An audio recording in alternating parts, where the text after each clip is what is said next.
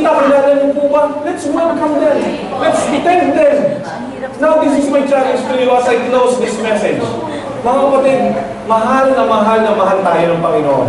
Amen? At ang sabi ng Panginoon, kung siya yung nananahan sa atin, sa puso natin, ang gusto niya is mamahalan din tayo. Na kahit na mayroong pagkakamali ang kapwa natin, kahit na may ginawa siyang hindi maganda sa atin, kung nasaktan tayo, ano yung message na i-share ko last time? Lapitan ninyo yung tao, sabihin ninyo nasaktan kayo. At ang purpose ninyo, you have to check your attitude. Bakit nyo gagawin yun? You're doing that not because you are more mature, hindi nyo pagkamalaki yun. You're doing that because you love God first and foremost. And then secondly, because you love one another. So mga kapatid, may this be our prayer this afternoon. And let us close in this. This is our prayer. Basahin ko natin sabay-sabay. Binago ko yung ibang ano dyan. Anong tawag sa English? Hindi yung R, is, ano natin? Preposition. Preposition nga ba? Hindi. May teacher ko lang. Ano nga? Preposition nga is R. Anyways, binago ko yun. This will be our prayer. Okay? Can we recite this all together? 1, 2, 3. And this is our prayer, that our love may abound more and more in knowledge that is us, so that we may be able to discern what is best and may be pure and blameless until the day of Christ, filled with the fruit of righteousness that comes through Jesus Christ, to the glory and praise of God. Yan po yung prayer natin, for His glory and for His honor. Let us pray. Lord, salamat unang-una sa pag-ibig ninyo sa amin. Lord, thank you for loving us and accepting us as we are. Lord, we thank you for dying. Lord Jesus, thank you for dying on the cross to redeem us from our sins. Lord, thank you for opening our hearts and our minds to the truth that it's only Jesus is the only way, the truth, and the life. Lord, salamat po sa buhay na binibigay ninyo sa amin. Na even sa bawat araw na nagigising kami, Lord, my prayer is that, Lord, may we be able to represent you, Jesus, really well. Lord, na makita po si Jesus sa buhay namin. Lord, magsimula po kayo sa amin. Magsimula po kayo sa ating Panginoon. Magsimula kayo sa amin, even sa tahanan namin, makita po nawa ng aming mga asawa, ng aming mga anak, na si Jesus ang nag-aari sa buhay namin. Lord, hindi namin ito kaya kung wala kayo. Kaya lagi po kami lumalapit araw-araw, humihingi ng grasya na nanggagaling sa inyo. Lord, help us. Lord, help this church. And I pray, Lord, na this is the first church, Filipino church na na-establish dito sa UAE. Lord, tulungan po ninyo kami na maghihingi para sa inyo. May we shine for you, Lord Jesus, na yung mga tao na makikita kami, hindi po makikita yung kahinaan namin, kundi ang makikita is si Jesus na naghahari sa buhay namin. Si Jesus na nagbabago sa amin araw-araw. Totoo, Panginoon, mahina kami, madali kaming lumimot. Pero salamat sa inyong salita na ibinigay sa amin. Salamat sa isimbahang ito na binigay ninyo sa amin. And I pray, O God, for everybody who's here right now, who are committed to this church, Lord, may we really commit to your work. May we commit to love each other, to know each other, and to defend it, to pray for one another. Lord, you have commanded us to do this. And thank you because we know na hindi namin kaya gawin ito kung wala kayo. Kaya Lord Jesus, come. Holy Spirit, come. Fill us. Fill us, Lord, with the power that comes from you. And may you be glorified in whatever we do, whatever we say, for your glory and for your honor. For this I pray, in Jesus' whose powerful name. Amen. Amen.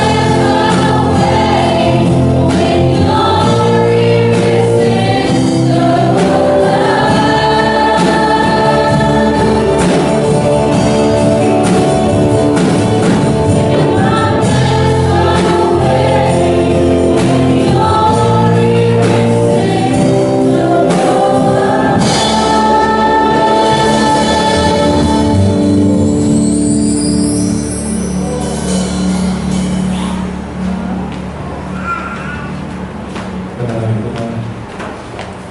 Lord, salamat po sa pag-ibig ninyo sa amin. Salamat, Panginoon, sapagkat meron kayong magandang plano sa buhay ng bawat isa sa amin dito. Naniniwala po kami, Panginoon, at nananangin sa inyong salita. At ang aming dalangin, Panginoon, bigyan niyo nawa kami ng pananampalataya, ng pag-ibig, ng pagtitiwala sa inyo. Na alam namin na meron kayong magagawa. Lord, salamat po sa buhay ng bawat isa na natin ito ngayon. Salamat, Panginoon, sa pagdadala ninyo sa amin sa bansang ito. Salamat, Panginoon, sa aming mga trabaho. At ang aking dalangin, Panginoon, even as I raise my hands, O God, Lord, pagpalain niyo po ang bawat isa sa amin dito ngayong hapon. And I pray, Lord, maging daluyan kami ng pagpapala ninyo sa mga tao na kapaligid sa amin. Lord, I pray for miracles in our lives. I pray for great power that you will move. You will change even our circumstance.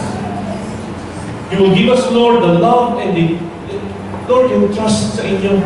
Salamat sapagkat alam namin na kayong dakilang magagamot sa mga nagpag-asal kanina, Lord, sa mga may sakit, Panginoon. Salamat sapagkat walang imposible sa inyo. Salamat sapagkat kahit sa oras na ito, Panginoon, you can heal them. And we believe in that. Tulungan niyo kami, Panginoon, magtiwala sa inyo. Sa mga naghihirap, Lord, mga may nagpagsubok financially, Lord, alam ko na kaya ninyo mag-provide in a snap.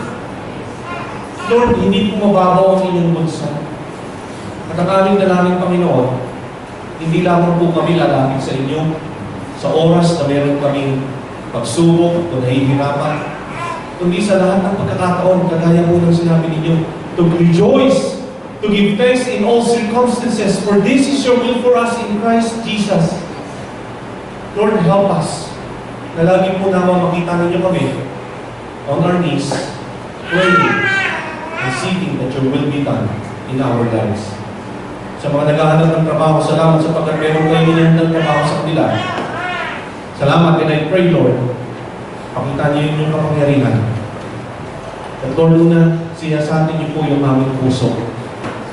Linisin niyo kami, Panginoon, na sa lugar na ilalagay niyo sila, Panginoon, they will be a blessing in that company.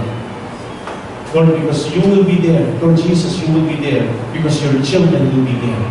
So I pray for favor, O God, sa mga naghahanap ng trabaho. Sa mga pamilya namin, ingatan niyo kami, Panginoon. At sa iglesia nito, salamat sapagkat you know what we need before we ask of you. We pray for Pastor Eagle's papers, O God. As we process his papers through the immigration, I pray that your will be done. You will, Lord, maging smooth po lahat ng processing. And you will bring him here according sa time na inananin niyo.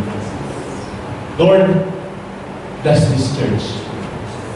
Lord Jesus, shine in this church.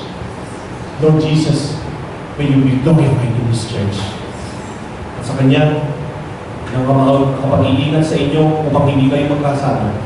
At pagpaghaharap sa inyo na walang kapintasan at may malaking kagalangan sa Kanyang pamamagitan. Sa isang Diyos na ating kapagligtas. Sa pamamagitan ng Jesucristo na Panginoon natin. Sa Kanyang kapurihan, karangalan, kalwalhatian at kapangyarihan. Mula pa noong una, ngayon at pagpakailanman. Ang lahat ay magsabi. Amen.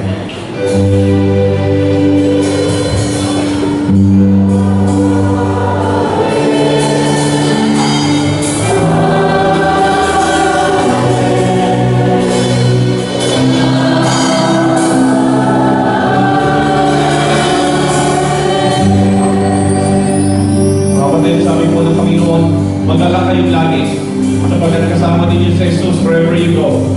Whatever you need, He knows it. So this week, let's trust God. Let's be a blessing to the people around us for His glory and for your honor. God bless you all. Magpalagi.